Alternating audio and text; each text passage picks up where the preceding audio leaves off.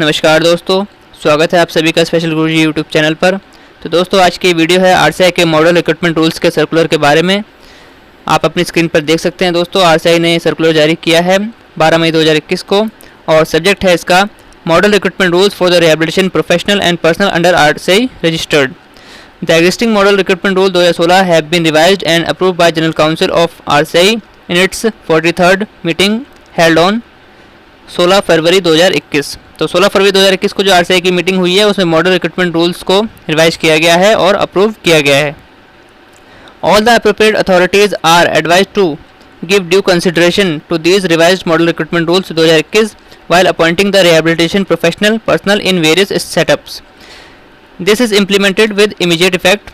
Copy enclosed. तो दोस्तों RCI ने सभी रिहेबिलिटेशन प्रोफेशनल जो आरसीआई में रजिस्टर्ड होते हैं उन सभी के रिक्रूटमेंट के लिए रूल्स तैयार किए हैं, रिवाइज किए हैं और सभी कॉम्पिटेंट अथॉरिटीज़ को ये एडवाइस किया है कि इन रूल्स को फॉलो किया जाए इन रूल के जारी करने की तारीख के साथ ही। आइए पढ़ते हैं क्या रिक्रूटमेंट रूल आरसीआई ने तैयार किए हैं।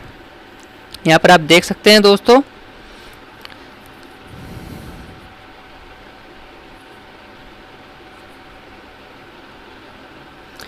स्पेशल एजुकेशन टीचर यानी TGT special education teacher group B post है और यहाँ पर इसमें एजुकेशन क्वालिफिकेशन जो रखी गई है बीएड स्पेशल एजुकेशन और its equivalent from a RCI recognised and must be registered with RCI. इसके बाद प्रोबेशन पीरियड जो रहेगा 2 साल का रहेगा और मेथड ऑफ रिक्रूटमेंट डायरेक्ट रहेगा। यहाँ पर टीजीटी स्पेशल एजुकेशन के लिए यहाँ पर रिक्रूटमेंट रूल्स ये हैं।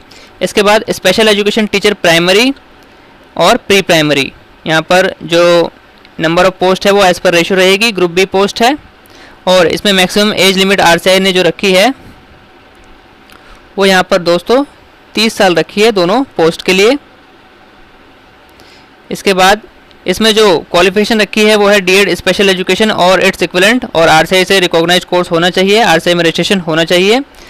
और प्री प्राइमरी स्पेशल एजुकेशन के लिए डीईसी एसई और its equivalent recognised course RCI से होना चाहिए और आरसीआई में रजिस्ट्रेशन होना चाहिए और इसके साथ साथ 2 साल का प्रोबेशन पीरियड रखा गया है। यहाँ पर नीचे कुछ एब्रीविएशन दे रखी है वो यहाँ पर आप देख सकते हैं। इसके बाद आगे बढ़ते हैं assistant professor in clinical psychology. इस पर जो नंबर ऑफ पोस्ट है एज पर आरसीआई नॉर्म्स रहेगी और क्वालिफिकेशन रखी है, एज लिमिट रखी है यहाँ पर 35 साल और क्वालिफिकेशन जो रखी है वो है यहाँ पर एमफिल क्लिनिकल साइकोलॉजी और rehabilitation psychology from recognised RCI recognised centre and psychology in clinical psychology और in rehabilitation psychology as case may be from RCI recognised centre और PhD in subject related to clinical psychology और rehabilitation psychology from UGC recognised university और post MPhil at least 1 year of clinical और teaching experience as. तो ये assistant professor के लिए education qualification यहाँ पर रखी गई है। इसके बाद प्रोबेशन पीरियड यहाँ पर 2 साल का ही रखा गया है। आगे बढ़ते हैं दोस्तों,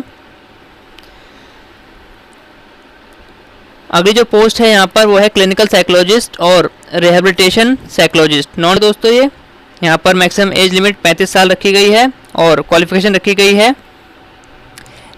एमफिल क्लिनिकल साइकोलॉजी और MPhil rehabilitation psychology from RCI recognised centre और आरसीआई में रजिस्ट्रेशन होना चाहिए वैलिड सीआरआर नंबर के साथ। इसके बाद जो अगली जो पोस्ट है वो है एसोसिएट क्लिनिकल साइकोलॉजिस्ट और associate rehabilitation psychologist non teaching post है। मैक्सिमम एज लिमिट रखी गई है 35 साल। क्वालिफिकेशन यहाँ पर रखी गई है professional diploma in clinical psychology और post graduate diploma in rehabilitation psychology from a recognised centre RCI recognised centre. Probation period यहाँ पर 2 साल का रखा गया है दोस्तों। आगे बढ़ते हैं, ये सभी पोस्ट के रिक्रूटमेंट रूल्स हैं दोस्तों जो रिहेबिलिटेशन प्रोफेशनल की पोस्ट हैं और ऑल इंडिया में जितने भी रिक्रूटमेंट एजेंसी हैं चाहे DSSB है या केंद्रीय विद्यालय है या इसके अलावा जो भी रिक्रूटमेंट एजेंसी है जो अपने यहाँ रिहेबिलिटेशन प्रोफेशनल को रिक्रूट करेगी उनको ये सभी रिक्रूटमेंट रूल्स के हिसाब से ही अपने रिक्रूटमेंट रूल फ्रेम करने होंगे दोस्तों। तो अगली जो पोस्ट है वो है प्रोस्थेटिक और जूनियर प्रोस्थेटिस्ट, जूनियर ऑर्थोटिस्ट और प्रोस्थेटिक ऑर्थोटिस्ट। यहाँ पर जो मैक्सिमम एज लिमिट रखी गई है 30 साल रखी गई है और यहाँ लिखा है as prescribe by the appointing authority. तो अपॉइंटिंग अथॉरिटी जैसे भी प्रेस्क्राइब करती है उसके हिसाब से एज लिमिट रखी जा सकती है। यहाँ पर क्वालिफिकेशन जो रखी गई है बैचलर इन प्रोस्थेटिक्स और orthotics BPO degree from any institute recognised by RCI. 2 साल का प्रोबेशन पीरियड रखा गया है, डायरेक्ट रिक्रूटमेंट होगी। इसके बाद सीनियर प्रोस्थेटिक्स सीनियर के बारे में है, 35 साल एज लिमिट रखी गई है और अपॉइंटिंग अथॉरिटी अपने हिसाब से इसमें चेंज कर सकती है। यहाँ पर क्वालिफिकेशन रखी गई है BPO from any recognised RCI institute और 5 साल का एक्सपीरियंस होना चाहिए। इसके अलावा और करके यहाँ पर बात की गई है MPO from any RCI recognised institute और 2 साल का एक्सपीरियंस यहाँ पर चाहिए। प्रोबेशन पीरियड 2 साल का रखा गया है दोस्तों।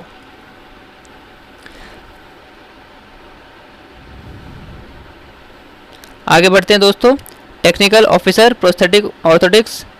तो इसके बारे में जो एज रखी गई है वो है 40 साल और इसमें क्वालिफिकेशन वही बीपीओ और एमपीओ रखी गई है।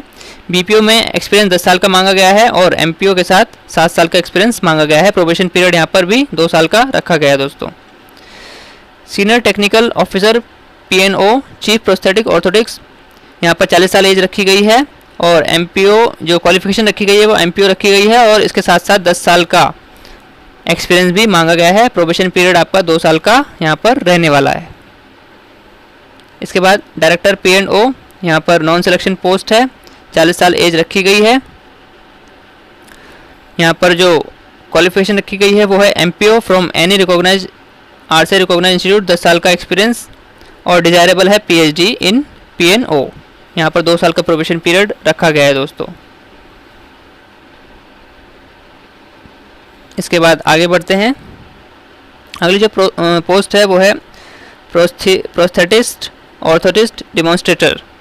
तो इसकी जो एज लिमिट रखी गई है वो है 30 साल और प्रेस्क्राइब बाय अपॉइंटिंग अथॉरिटी।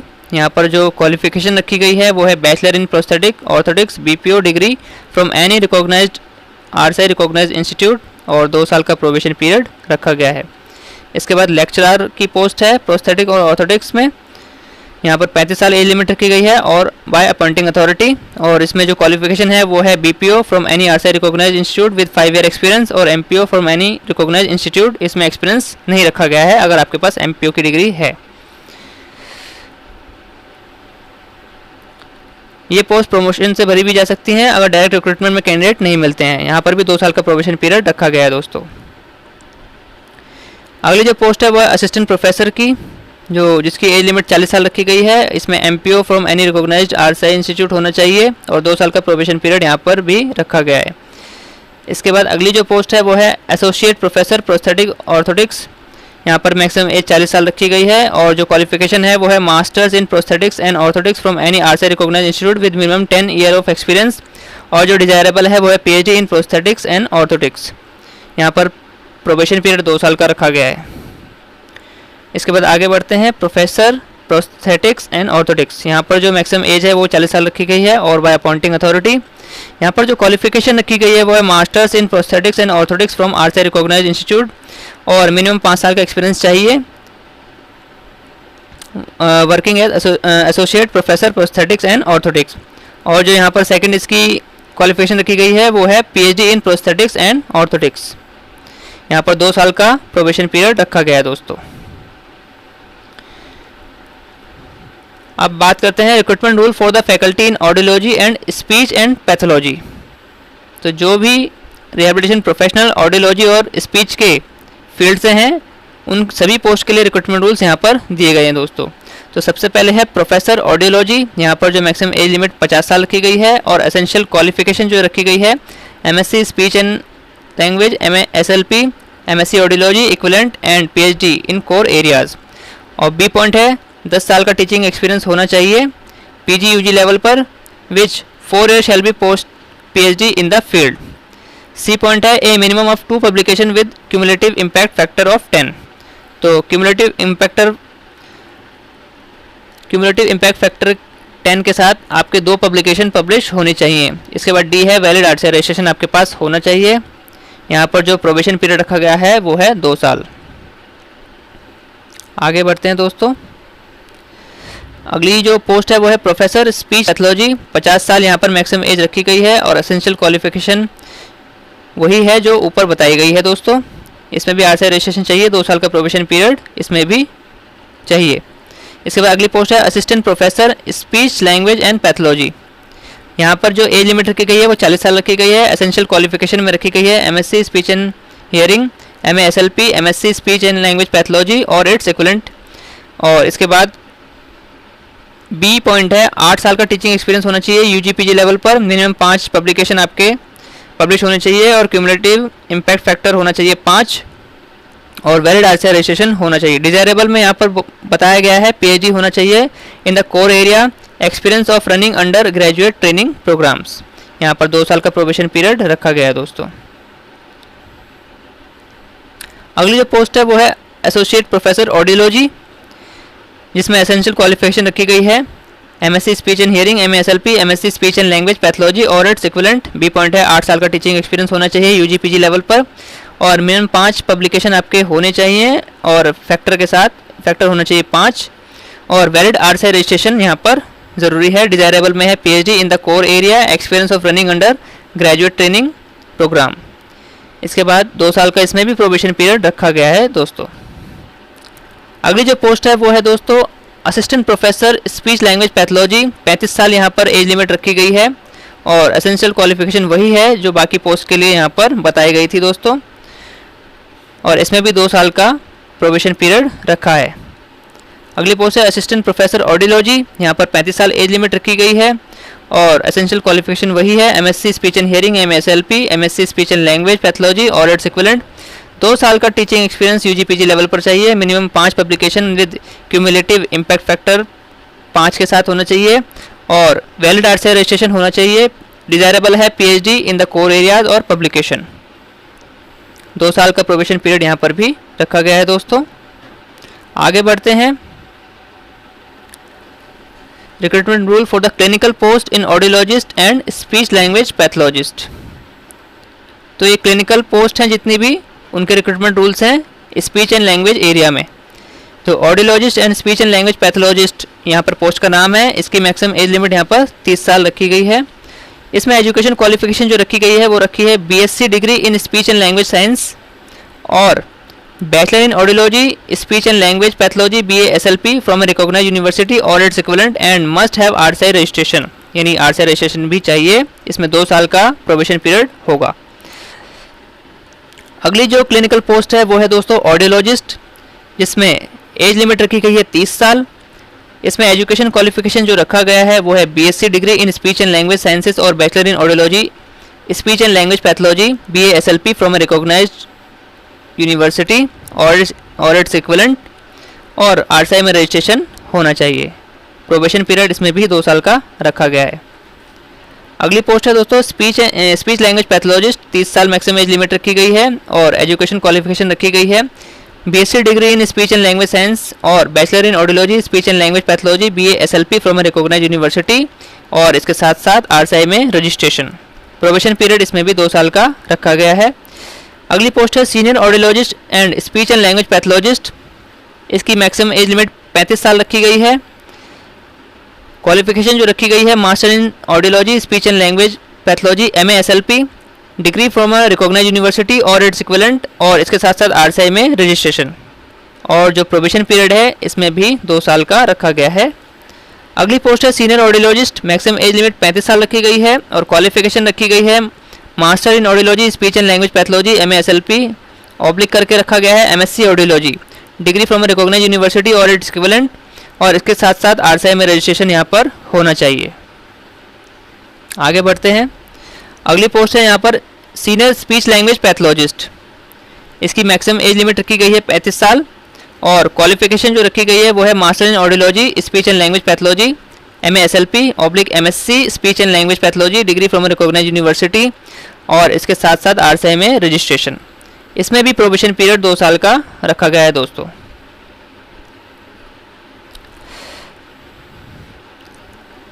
आगे बढ़ते हैं दोस्तों। Recruitment rule for speech and hearing technician, hearing aid और ईयर मोल्ड टेक्नीशियन।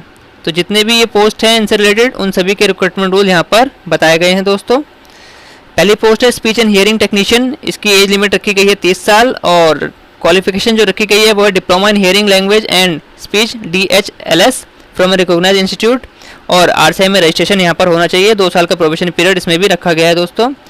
अगली जो पोस्ट है यहाँ पर hearing aid and ear mould technician है। 35 साल इसमें एज लिमिट रखी गई है और क्वालिफिकेशन रखी गई है diploma in hearing language and speech DHLS और diploma in hearing aid and ear mould technology और its equivalent from a recognised institute और वैलिड आरसीआई रजिस्ट्रेशन यहाँ पर होना चाहिए। 2 साल का प्रोबेशन पीरियड रखा गया है। तो दोस्तों ये थी सारी रिहैबिलिटेशन प्रोफेशनल जितने भी आरसीआई में रजिस्टर्ड प्रोफेशनल होते हैं उन सभी पोस्ट के लिए ऑल इंडिया के लिए रिक्रूटमेंट रूल्स हैं जो आरसीआई ने यहाँ पर फ्रेम करके दिए हैं।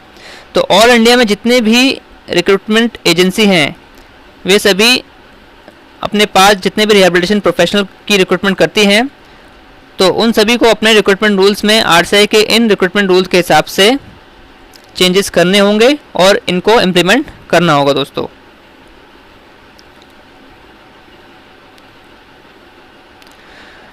दोस्तों ये कुछ इम्पोर्टेंट पॉइंट्स हैं। Minimum qualification for appointment of faculty in audiology and speech pathology. तो दोस्तों ये आपको थॉरो स्टडी यहाँ पर करनी होगी इन सभी पॉइंट्स को समझने के लिए। यहाँ पर कुछ पॉइंट्स के बारे में दिया गया है दोस्तों जो आपके पब्लिकेशन के या इसके अलावा जो भी रिक्रूटमेंट में आपको हेल्प करने वाले हैं उसमें आपको कितने पॉइंट्स मिलेंगे। यहाँ पर लिखा है सीरियल नंबर, कैटेगरी रखी है, नेचर ऑफ एक्टिविटी लिखी है और मैक्सिमम स्कोर पर ईयर। तो आपके सभी यहाँ पर आपको रिक्रूटमेंट मिलेगा दोस्तों। इस पीडीएफ को डाउनलोड करने का लिंक आपको इस वीडियो के डिस्क्रिप्शन में मिल जाएगा। आप डायरेक्ट इस रिक्रूटमेंट रूल की पीडीएफ को डाउनलोड कर सकते हैं और अच्छे से इसको रीड कर सकते हैं दोस्तों।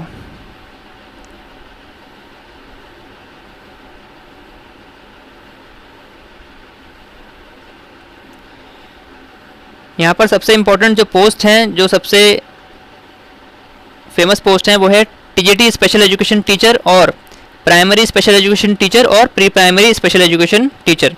यहाँ पर दोस्तों जो क्वालिफिकेशन आरसीआई ने रखी है, जो एज लिमिट यहाँ पर रखी है, उसमें कहीं पर भी सीटेट का जिक्र नहीं किया गया है दोस्तों। तो ये पॉसिबिलिटी है कि जो रिक्रूटमेंट एजेंसी है, चाहे वो DSSS है या KVS है या अन्य किसी भी एजेंसी है, वो स्पेशल एजुकेशन वाली पोस्ट से जो टीचिंग पोस्ट हैं उनमें से सीटेट की जो अनिवार्यता है उसको हटा भी सकती है दोस्तों। तो ये रिक्रूटमेंट एजेंसी पर डिपेंड करता है क्योंकि रिक्रूटमेंट एजेंसी अपने रिक्रूटमेंट रूल बनाने के लिए स्वतंत्र होती है दोस्तों। आरसीआई ने रिक्रूटमेंट रूल फ्रेम किए हैं। तो दोस्तों अगर आपको ये जानकारी अच्छी लगी है तो इस वीडियो को लाइक, कमेंट और शेयर ज़रूर कीजिए ताकि ज़्यादा से ज़्यादा रिहैबिलिटेशन प्रोफेशनल्स तक ये जानकारी पहुंच सके। दोस्तों ऑल इंडिया में स्पेशल एजुकेशन और सभी प्रकार की टीचिंग पोस्ट से जुड़ी सभी जानकारी पाने के लिए हमारे चैनल को सब्सक्राइब कीजिए। धन्यवाद दोस्तों, मिलते हैं आपसे अगली वीडियो में।